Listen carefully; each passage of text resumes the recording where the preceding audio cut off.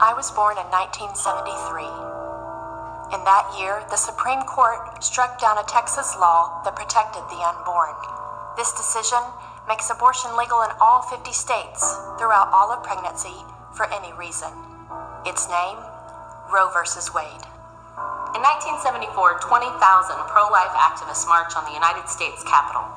This is the first of what will become the annual March for Life. In 1975, the year I was born, the first human life amendment is introduced into the U.S. Senate. The amendment fails. In 1976, the Republican Party adopts a pro-life platform. The Democratic Party, not so much. By 1977, the number of yearly abortions in America passes 1 million. In 1978, the Chicago Sun-Times runs a series of articles exposing unsanitary conditions, unlicensed personnel, and inadequate anesthesia in abortion facilities. Abortion safety regulations are overturned by the courts. In 1980, the Supreme Court upholds a federal ban on tax-funded abortions, one of our first national victories. Pregnant minors can have an abortion without parental notification. The RU-486 abortion pill is tested on women. Abortion provider Carol Everett leaves the abortion industry. She later writes the book Blood Money, exposing abortion industry abuses, including botched abortions, which kill and maim mothers. In 1984, there were 1.5 million abortions, double what they were in 1973. In 1985, parental notification fails to pass in Texas. Operation Rescue organizes sit-ins and other acts of civil disobedience around the country. Tens of thousands of pro-life activists are arrested. In 1987, the number of abortions in America continued to rise. In 1988, while in the womb, my mother has an abortion that kills my twin sibling. I survive. 1989, no pro-life legislation passes. Again, in 1990, the year I was born, the number of abortions in America reaches an all-time high. In 1991, the total number of abortions in the U.S. rises above 26 million. This means more aborted babies than the number of people living in Iowa, Colorado, Minnesota, Wisconsin, and Tennessee combined. In 1992, the United States Supreme Court reaffirms Roe v. Wade. In 1993, the Clinton administration gives $75 million to Planned Parenthood, the largest abortion provider in America. In 1994, Norma McCorvey, the Jane Roe in Roe v. Wade, converts into a pro-life champion. 1995, Congress passes the partial birth abortion ban. 1996, Clinton vetoes the partial birth abortion ban. Congress passes and Clinton vetoes the partial birth abortion ban. Again. Throughout the 90s, crisis pregnancy centers pop up all over the country, providing women with compassionate alternatives to abortion. In 1999, Texas legislature passes the Parental Notification Act, the first major pro-life victory in Texas, and we are just getting started. In 2000, the year I was born, the FDA approves the RU-486 abortion pill. In 2001, abortions on minor girls decline. Parental involvement rises. 2002, Texas Supreme Court upholds ban on tax-funded abortions. Congress passes the partial birth abortion ban again. This time, President Bush signs it into law. The pro-life argues start the first 4 days life in College Station, Texas. 2005, parental consent passes. Late-term abortions plummet 80%. In 2007, the U.S. Supreme Court upholds partial birth abortion ban. The Texas Prenatal Protection Act survives a court challenge. Planned Parenthood Director Abby Johnson quits.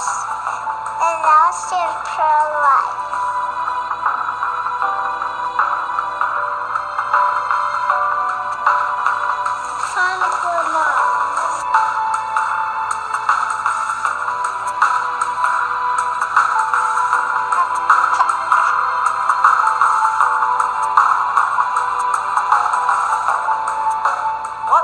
future hold? Laws that protect women and babies from the horrors of abortion.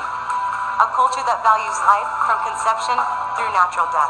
My generation will end abortion. My generation will end abortion. My generation will end abortion. My generation will end abortion. My generation. My generation. My generation. My generation. My generation. My generation. My generation. My generation. My generation. My generation. My generation.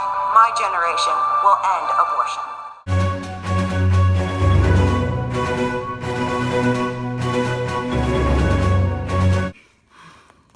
Today I'm going to be interviewing my aunt. Her name is Jasmine. I'm going to ask her some questions about abortion. My first question is, are you for or against abortion? Against? Have you ever aborted? Yes. If you have, why do you regret it? Because at the time I didn't know the damage that I was doing to the baby or to myself. But then I went to like this church retreat and they taught me a whole bunch of stuff about what I was doing wrong. And it made me regret my decision. Okay, what other options do women have other than abortion? Adoption, and then just having the baby and raising it. Having family help you do it. Should a woman be allowed to have an abortion for absolutely any reason, such as sex selection or job promotion or rape? If not, why not?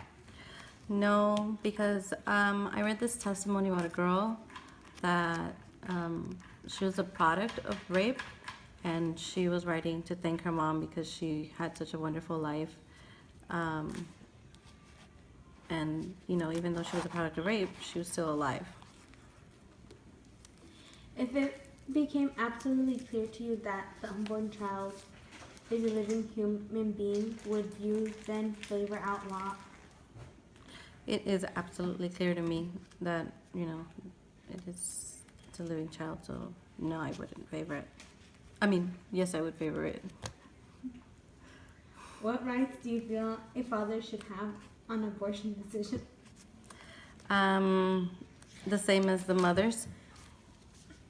Why?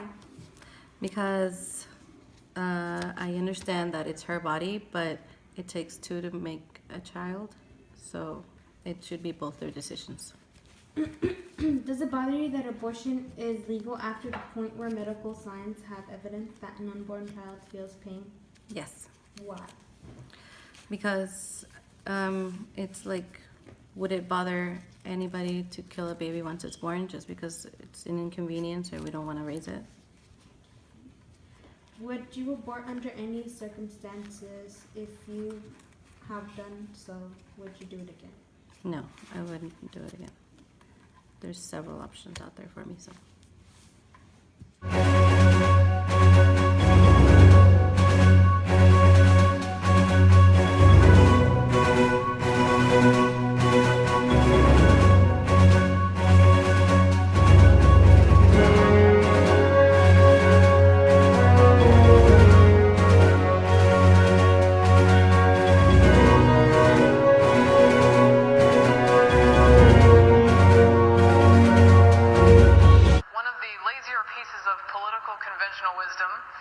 So-called social issues are hurting Republicans with young people. But on the two most prominent social issues, polling with millennials actually moves in different directions. On one hand, it's clear young people across the political spectrum increasingly favor marriage. However, young voters have not moved to the left on abortion. In fact, large numbers of them favor at least some modest restrictions that conservatives have supported. How do you speak to millennials on both these issues while Democrats will inevitably charge intolerance and extremism? Well, first of all, I don't believe that believing in traditional marriage the way I do makes you a bigot or a hater. It means that you believe that this institution that's been around for millennia is an important cornerstone of our society. I respect people that believe differently, but I believe deeply that marriage should be between one man and one woman. On the issue of life, to me, the issue of life is not a political issue. It's a human rights issue, and it's a difficult issue because it puts in conflict two competing rights. On the one hand is the right of a woman to choose what to do with her body, which is a real right. And on the other hand is the right of an unborn human child to live. And they're in conflict, and as a policymaker, I must choose which one of these two sides takes precedence. and I've chosen to err on the side of life. Here's what I find outrageous. There has been 5 Democratic debates. The media has not asked them a single question on abortion. And on abortion, the Democrats are extremists. Why doesn't the media ask Hillary Clinton why she believes that all abortion should be legal, even on the due date of that unborn child? Why don't they ask Hillary Clinton why she believes that partial birth abortion, which is a gruesome procedure that has been outlawed in this country, she thinks that's a fundamental right? They are the extremists when it comes to the issue of abortion, and I can't wait to expose them in a general election.